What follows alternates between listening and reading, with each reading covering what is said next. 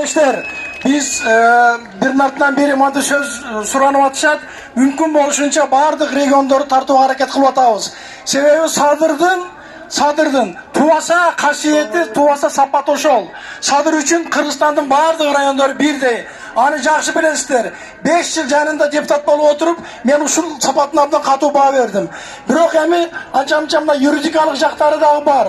Ошол боюнча Садырдын биринчи адвокаттарынын бири Айда кызыбыз келиптир. Бир-эки справка берейин деп атат. Кел Айда.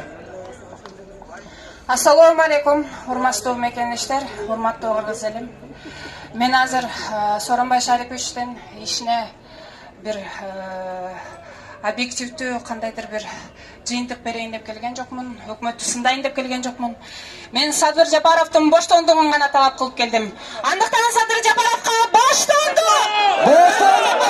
боштондук! Садыр Жапаровго боштондук! Бүттү менин каалоом ошол гана эле. Калган азыр баягы. Рахмат Айда. Адвокаттар өзү ушундай болот. Урматтуу мекендештер, мынакей менин жанымда азыр Кыргызстанга аттын качкачында белгилүү дагы бир инсаныбыз, мурунку жогорку кеңештин спикери, юридика илимдеринин доктору, белгилүү инсан Чолпонбаев Мукар Шалтакович турат. Сөз сизде. Армаңыздар, урматтуу мекендештер. Мен дагы азыркы алдыда сүйлөп кеткен кыздай эле адвокатмын. Садыр камалып атканда мен да адвокат болуп жүргөм ошондо. Урматтуу бүгүнкү митингдин катышуучулары. Мындан бир жума мурда эле Кыргыз келечеги коомдук бирикмеси бир канча саясий партиялар менен биригип атайын конференция өткөргөн. Мына ошол жерде Кыргызстандагы азыр саясий, экономикалык, социалдык абалдарга баа берилип, анда ошондо токтолуп кеттик. Биздин азыркы өкмөтүбүздүн кылып аткан иштери Кыргыздын өнүгүүсүнө алып келбей эле, Кыргызды артка тартып тургандыгына ошолдон баарыбыз кепил болдук. Эгерде биздин өкмөтүбүз атайын эл үчүн иштеп аткан болсо, Кыргыз элинин өнүгүшү үчүн иштеп жаткан болсо, анда жанагы Баткендеги чек ара маселеси эч эле чечилмек. Анда Солтон Сарыдагы кен казуусун учурун деле токтотмок. Ал ошол жанакы ат башыдагы логистикалык центрди куруу жөнүндө маселе көтөрмөк эмес. Эч эле жер үйдөгү кенди казып алууну токтотуп, ал жердеги мамлекеттин үлүшүн көтөрүп чыкмак. Мына бул маселелердин баары бүгүнкү күндө чечилбей турат.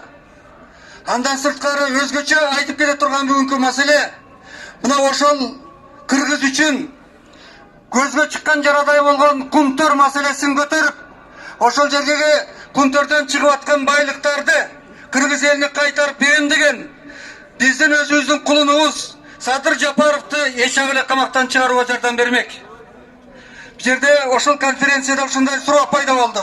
Эгерде бийлигибиз эл менен иштегиси келсе, сүйлөшкүсү келсе, ушундай митингдерди өздөрү келип уюштуруп, ушул жерде менин ордумда өкмөттүн башчысы, президентибиз келип ушул жерде айтып турмакта, мондай болуп атат урматтуу туугандар. Маселе мындай турат, ошону чечип коебуз деп. Мына ошол жерде конференцияда ошондой чечим кабыл алдык. Биз жерде жеке Садыр эмес, жалпы Кыргызстандын тагдырын чече турган конституциялык реформаны өткөрүшүбүз керек.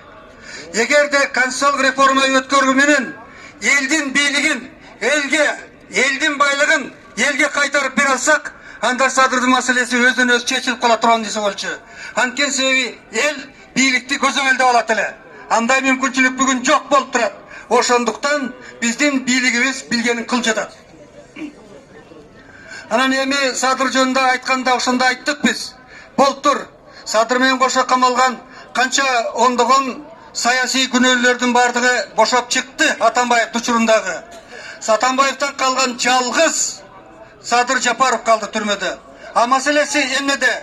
Эгерде чындап эле бийлигибиз эл менен сүйлөшкүсү келсе, эсептешкиси келсе, анда эмне үчүн баарына берген мунапысты Садыр Жапаровго колдонбойт? Кеп ушунда турат. Эмне үчүн президент Садыр Жапаров өзү сурап аткан райымды берип койбойт? Биз андан башка нерсе талап кылган жокпуз. Анан экинчи чоң талабыбыз болуп атат бул ошол конституциялык реформаны жасоону. Бүгүн жасабасак эртең кеч болуп калат. Үчүнчүсү мына ушулардын баарын жасабай аткарбай аткан азыркы өкмөтүбүз кетсин деп биз президентибиз Сооронбай Шариповичке сунуш киргиздик. Аны кетирип, анын ордуна техникалык өкмөттү киргизбесе, biz bundan keyinki bola turgan şayloo mындан да оор нерселерди алып келе турган болуп турат Кыргызстанга. Биздин келечегибиз ушул жерде каралып турат. Ошондуктан бардыгыңыздарды, урматтуу туугандар, ынтымакка чакырам, сабырдуулукка чакырам. Дагы бир жолу ушул жерде жалпы митингдин атынан биз президенттен салап калалы. Садыр Жапаровду мыйзамдын негизинде мунапысты райым берүүнү колдонуу менен өзү чечип беришин. Садыр Жапаров